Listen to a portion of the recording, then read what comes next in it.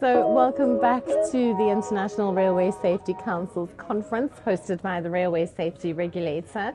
My guest is Sicelo, and he looks after safety at the Eswatini Railways. And you're pretty far from home, so thank you for joining me. Yeah, pretty far from home, but I'm glad and happy to be here. So, you have quite a big portfolio at Eswatini Railways, so tell me more about your role. Basically, at Eswatini, I'm responsible for railway safety, security, quality and environment management system, as well as the overall occupational health of our employees. Basically, I work central to all the other departments, being operations, engineering. We are a critical support function for all the other departments. When we talk about safety at Eswatini Railways, you know, it isn't a huge network, and it's more of a hub. I've got the wrong terminology. I apologize. That's perfectly fine. Yeah. Basically, our network is smaller in size, but very, very critical to the operations of railways, especially because we interface with South Africa and Mozambique. So about 80% of our traffic is transit traffic, meaning that these are goods that are passing through the country. So our role is a critical one of ensuring that there is safe passage of trains throughout the country, in ensuring cargo security, in ensuring the safety of infrastructure, as well as the safety of the communities through which our rail networks pass through. From a railway safety perspective, do you have many incidents or issues, or is it because it's slightly smaller and there's more, transit traffic that it's contained? I believe we also have a fair share of our challenges when it comes to railway safety. As indicated, our network goes through communities where we have issues in terms of livestock. Every now and then we have incident that relates to livestock. Part of our rail network also goes through national parks where we've got some wild animals where now we need to find a way of coexistence around there.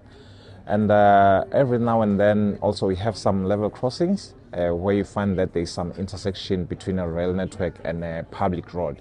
So we do have a fair share of our incident from that aspect. But we strongly believe that with forums like the one that we have here this week, International Rail Safety Council, it's basically a platform where we believe that we can learn from our peers while also sharing and contributing on the safety strategies that we have as far as railway operations are concerned.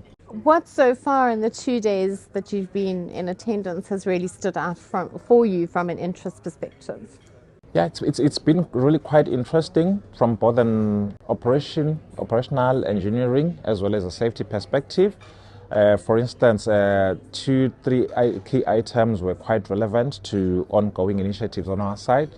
One of them being using technology for early warning on our on our railway track, where now as an organization we are embracing that we are moving into an era where technology needs to be actively integrated in order to ensure safety. So most of the presentations that were made over the past 2 days, they actually gave quite a good insight on that, which I believe will also inform our strategic planning in terms of the field on the best choice of technology we can use in order to integrate.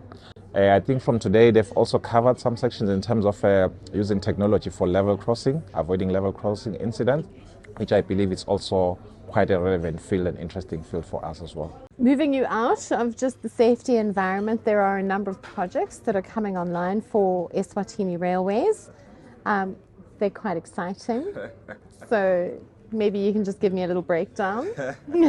Oh yes, certainly. The one major project that highlight that we are excited about is what we call the ESRL Rail Link.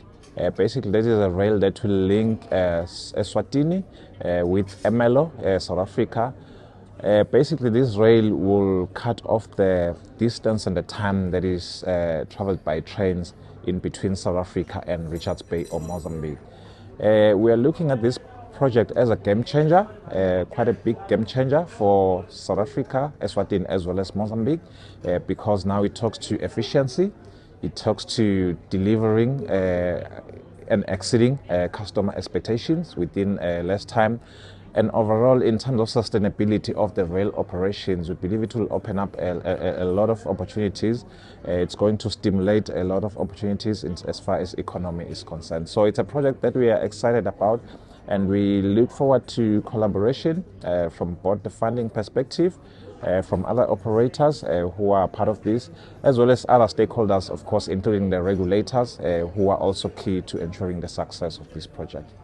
This has gone out to tender recently from a funding perspective. Do you know, or should I rather ask Nixon, do you know if there's been any further progress on this? Okay. Currently, the project is, I'd say, it's an appraisal stage in terms of funding. Currently, we are looking at the presented options in terms of funding. Obviously, as an organization, we are looking at options that will be sustainable, options that are not just looking at just funding the railway, but options that will also impact positively the communities where we will be implementing this project. So, yeah, at this point, perhaps to also share on the ground, we are currently doing resettlement. So as the preliminaries, we are currently resettling people who are affected by the project, be it on their homes or be it on their infrastructure. We have a resettlement action framework that is being implemented, and we believe that on its own is an indication of the commitment that we have towards this project. On the ground, we also have a couple of other projects that are running. For instance, we are expanding our ICD, our inland container depot, where now we are looking at bringing our ICD services closer to our clients. One of the goods that we move actively is sugar.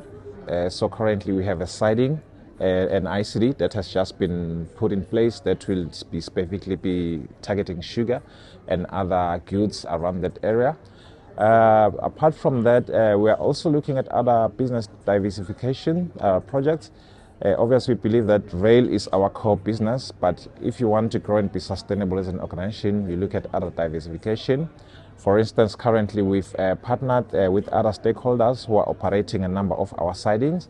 We are currently actively moving a lot of coal to Mozambique. So that's just one of the many projects that we do have on the ground that I can mention. Do you have like benchmark processes in terms of safety incidents, like last year versus this year? Are you guys improving? Okay. Yes, certainly we are. What makes our safety improve? It's because it's based on a continual improvement principle. Currently, we implement and are certified for ISO management systems relating to safety and quality. So we believe in continual improvement. Obviously, you improve what you can measure. So what we've been doing over the past couple of years is to generate data from which we can say now we are improving on. Yes, comparing our statistics between this year and the past year, I can say that we see quite a lot of improvements, especially with the community engagement programs that we run through.